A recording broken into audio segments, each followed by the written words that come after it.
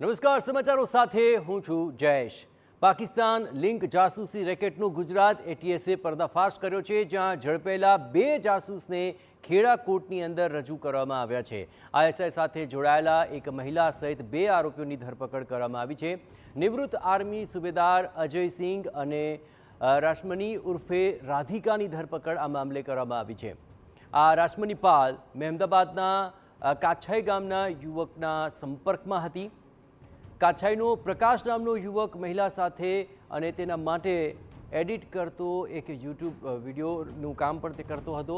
મહિલાની આ શંકાસ્પદ ગતિવિધિઓ અંગે પ્રકાશે જ એટીએસને જાણ કરી હતી। આપણે જણાવીએ કે અહીં મહેમદાબાદના કાછાઈ ગામના યુવક પ્રકાશને મહિને 20,000ના પગાર પર રાખ્યો હતો। યુવક યુટ્યુબ માટે વિડીયો એડિટિંગ કરતો હતો। પ્રકાશના લેપટોપમાં આર્મીના ડોક્યુમેન્ટ સેવ કરાવી તેને ઝૂમ કરાવી રાધિકાએ જોયા હતા। રાધિકાએ અહીં 23 નવેમ્બર 2024થી 19 માર્ચ 2025 સુધીમાં જુદી જુદી 5 વાર સેનાને સંબંધિત દસ્તાવેજો મોકલવામાં આવ્યા હતા। જોકે આ દસ્તાવેજો સ્કેન કરાવીને મહિલાએ તેનું કોઈ એડિટિંગ પણ ન કરાવ્યું કે કેમ તે યુટ્યુબ પર મુકાવ્યા, જેથી શંકા ગઈ અને પ્રકાશે 3 એપ્રિલ 2025ના રોજ એટીએસને જાણ કરી હતી, જે મામલે હવે હાલ કાર્યવાહી કરાઈ રહી છે। ઝડપાયેલા આરોપી રશ્મિન નામની જે મહિલા ભારતીય સેનાની હિલચાલ, આ ઉપરાંત સેનાના અધિકારોની જાસૂસી કરતો। બંને આરોપીઓ પાકિસ્તાની હેન્ડલરને ઓનલાઈન માહિતી શેર કરતા હતા। અંકિતા શર્મા નામની વ્યક્તિના સંપર્કમાં હતો અજય કુમાર સિંઘ, તો રશ્મની અબ્દુલ સત્તાર અને ખાલિદના હતી સંपर्कમાં।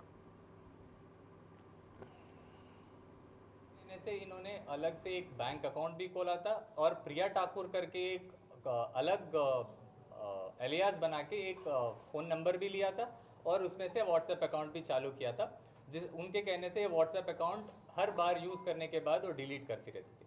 जो व्हाट्सएप अकाउंट बेसिकली इसलिए यूज़ करती थी कि अलग अलग बहुत सारे आर्मी ऑफिसर्स का नाम जो अब्दुल सत्तार और खालिद ने इनके साथ शेयर किया गया था, उनके ऊपर वॉच रखने के लिए और उनके साथ अलग प्रिया ठाकुर नाम धरा के उनके साथ कांटेक्ट में रह के फिर उनसे आर्मी का जो भी रिलेटेड इन्फॉर्मेशन है लेके और उनको शेयर करने का इनका काम करता था। कि ये दोनों आरोपी पाकिस्तानी इंटेलिजेंस ऑफिसर्स ऑपरेटिव्स का कहने से आर्मी और आर्मी ऑफिसर्स, आर्मी मूवमेंट, इनका सारा जो गुप्त माहिती है उनके साथ शेयर करने का और उनके फिनेंशियल एक्शंस इंडिया के अंदर विदाउट एनी ट्रेस करने का इनको मदद कर रहे थे।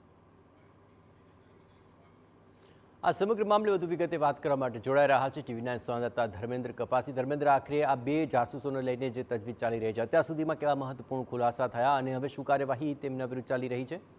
જયેશ, એટીએસ દ્વારા જે 2 આરોપીઓની ધરપકડ કરવામાં આવી છે તે આરોપીઓને આજે મહેમદાવાદ કોર્ટમાં રજૂ કરવામાં આવનાર હતા, પરંતુ મહેમદાવાદ કોર્ટના નામદાર જજ હાજર ન હોવાને કારણે ખેડા કોર્ટની અંદર રજૂ કરવામાં આવે છે। એટીએસ દ્વારા 14 દિવસના રિમાન્ડની માંગણી કરવામાં આવી હતી, જોકે કોર્ટ દ્વારા 12 દિવસના રિમાન્ડ મંજૂર કરવામાં આવે છે। સમગ્ર કેસમાં એટીએસે કુલ 9 આરોપીઓ વિરુદ્ધ ફરિયાદ દાખલ કરી છે, જે પૈકીના 2 આરોપીઓને ઝડપી પાડવામાં આવ્યા છે।